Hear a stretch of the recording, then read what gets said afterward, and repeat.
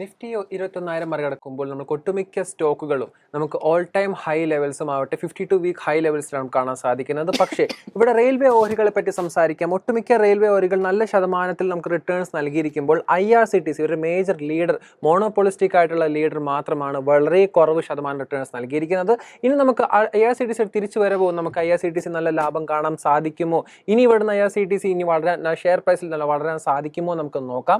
IRTC നല്ല വാർത്തയായിട്ടാണ് ഇന്ന് നമുക്ക് മാർക്കറ്റ് ഹവേഴ്സിൽ വന്നിരിക്കുന്നത്. IRCTC ഇനി ടിക്കറ്റിൽ നിന്നും അല്ലാതെ ഇനി നോൺ റെയിൽവേ ആയിട്ട് സർവീസസ്, അതായത് കാറ്ററിംഗ് മൂലമായിട്ടുള്ള സർവീസിൽ നിന്നും മേജർ ആയിട്ടുള്ള ഫോക്കസ് കൊടുക്കുന്നു. അന്നോട്ടാണ് കൂടുതൽ എക്സ്പാൻഡ് ചെയ്യാൻ പോകുന്നുള്ള ന്യൂസിലോട്ടാണ് IRCTC ഇന്ന് വന്നിരിക്കുന്നത്. 3% ഷെയർ പ്രൈസിൽ ഇന്ന് വർധന കാണാൻ സാധിച്ചിരിക്കുന്നത്.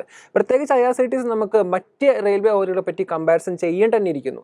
നമ്മൾക്ക് ഇത്തരം ഒരു കാര്യം നമുക്ക് നോക്കേണ്ട കാര്യം, അണ്ടർ വാല്യൂഡ് ആണോ ഇത്തരം ഒരു ഓഹരി, എത്രത്തോളം അണ്ടർ പെർഫോം ചെയ്തിരിക്കുന്ന കാര്യം നമ്മൾ നോക്കേണ്ടതായിട്ട് തന്നെയുണ്ട്.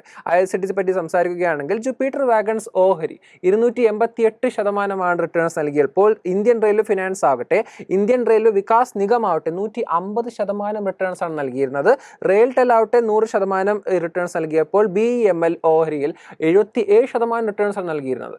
പക്ഷേ ഇവിടെ നേർമറിച്ച് നമ്മുടെ മാർക്കറ്റ് ലീഡർ ആയിട്ടുള്ള IRCTCയിൽ വെറും 23% റിട്ടേൺസ് മാത്രമേ നമുക്ക് ഇയർ ഓൺ ഇയർ ബേസിസിൽ കാണാൻ സാധിച്ചിട്ടുള്ളൂ.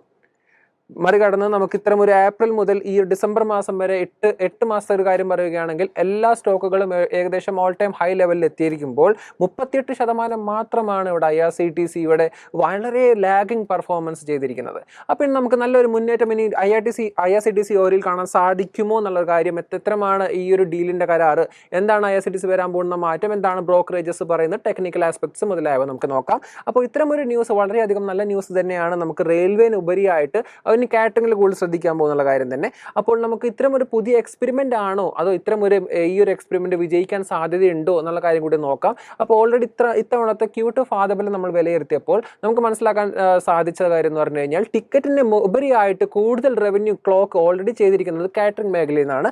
നമുക്ക് ആ ഒരു ഫിനാൻഷ്യൽസ് കൂടി നോക്കാം. ഫിനാൻഷ്യൽസ് നമ്പർ കണക്ക് പറയുന്നത് കാറ്ററിംഗ് മേഖലയിൽ നിന്ന് 42,000 കോടിയാണ് സമാഹരിക്കാൻ സാധിച്ചത്. എല്ലാ സെഗ്മെന്റിൽ നിന്നും ഏറ്റവും കൂടുതൽ വരുമാനം കാറ്ററിംഗ് മേഖലയിൽ നിന്നാണ് ലഭിച്ചപ്പോൾ ടിക്കറ്റിംഗ് മേഖലയിൽ നിന്ന് നമുക്ക് 32,000 കോടി മാത്രമാണ് സഹകരിക്കാൻ ഈ IRCTC ഓഹരിക്ക് സാധിച്ചത്. അതായത് 43% Q2 ഫാദബലത്തിൽ നിന്ന് കാറ്ററിംഗ് ഓഹരിയിൽ നിന്ന് മാത്രമാണ് ലഭിച്ചത്. നമുക്ക് മുന്നോട്ട് നമ്മൾ നോക്കിക്കഴിഞ്ഞാൽ ഇത്തരം ഈ ഒരു സെഗ്മെന്റ് എസ്റ്റാബ്ലിഷ്ഡ് ആണോ ഓൾറെഡി കൂടി നമ്മൾ നോക്കേണ്ടതായിട്ടുണ്ട്. അതായത് ഇനിയും ടൈം ഇനി IRCTC എടുക്കുമെന്ന് നോക്കിക്കഴിഞ്ഞാൽ ഓൾറെഡി എസ്റ്റാബ്ലിഷ്ഡ് ആയിട്ടുള്ള ഒരു സെഗ്മെന്റ് തന്നെയാണ് കാറ്ററിംഗ് മേഖല എന്ന് പറയുന്നത് IRCTCയുടെ. നമ്മൾക്ക് ഇത്തരം ഇവർക്ക് ഓൾറെഡി ഈ ഒരു സർവീസസിൽ ഓൾറെഡി അവർക്ക് 1 ക്ലയൻസ് ആണുള്ളത്. പ്രത്യേകിച്ച് ഗവൺമെന്റിന്റെ മിനിസ്ട്രീസ് ആവട്ടെ, ഡിപ്പാർട്ട്മെന്റ്സ് ആവട്ടെ, autonomous bodies like judiciary, university എല്ലാം ഓൾറെഡി നമുക്ക് ഇവർക്ക് ക്ലയൻസ്, ഒരു സ്ഥിരമായിട്ടുള്ള കസ്റ്റമേഴ്സ്, സ്ഥിരമായിട്ടുള്ള ക്ലയൻസ്, കോൺട്രാക്ട്സ് തന്നെയാണ് IRCTCക്ക് ലഭിച്ചത്.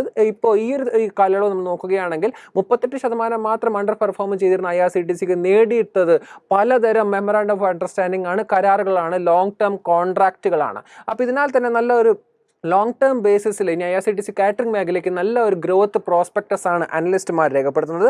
പ്രത്യേകിച്ച് 9 ഓർഗനൈസേഷനായിട്ട് അവർക്ക് ഹോസ്പിറ്റാലിറ്റി ഔട്ട്ലെറ്റ്സ് തന്നെ ഉണ്ട് എന്നുള്ള കാര്യം കൂടിയാണ് ഇവിടെ എക്സ്പേർട്സ് വിലയിരുത്തൽ. നമ്മൾ നോക്കുമ്പോൾ ഡിപ്പാർട്ട്മെന്റ് ഓഫ് കമ്മ്യൂണിക്കേഷൻസ് ന്യൂഡൽഹിത്തെ, പിന്നെ കൽക്കട്ട ഹൈക്കോർട്ട്, UP സെക്രട്ടേറിയറ്റ് ലക്നൌവിലെ, അപ്പോൾ പലതരം ഇത്തരം ഗവൺമെന്റ് വൻ ഭീമന്മാരാണ് ഇവരുടെ ഇത്തരം ഒരു ലോങ് ടേം ആയിട്ടുള്ള റെഗുലർ കസ്റ്റമേഴ്സ് ആയിട്ട് നിലനിൽക്കാൻ പോകുന്നത്. പ്രത്യേകിച്ച് IRCTCയുടെ കാര്യം പറയുകയാണെങ്കിൽ ഇത്തരം ഒരു കാറ്ററിംഗ് ഓപ്പറേഷൻസിൽ അവർ ഇനിയും എക്സ്പാൻഡ് ചെയ്യുന്നു, ഇനിയും അവർ വളർച്ച രേഖപ്പെടുത്തുന്നുള്ള കാര്യം തന്നെയാണ് അവർ സൂചിപ്പിച്ചിരിക്കുന്നത്. ഇനി നമ്മൾ മാനേജ്മെന്റ് കമന്റേറ്ററി വായിക്കുകയാണെങ്കിൽ കാറ്ററിംഗ് യൂണിറ്റുകൾ ഇനിയും അവർ 15 യൂണിറ്റോളം കൂട്ടുന്നുള്ള ഒരു നല്ല വാർത്ത തന്നെയാണ് മാർക്കറ്റ് ഹൗസിൽ അവർ നൽകിയിരുന്നത്.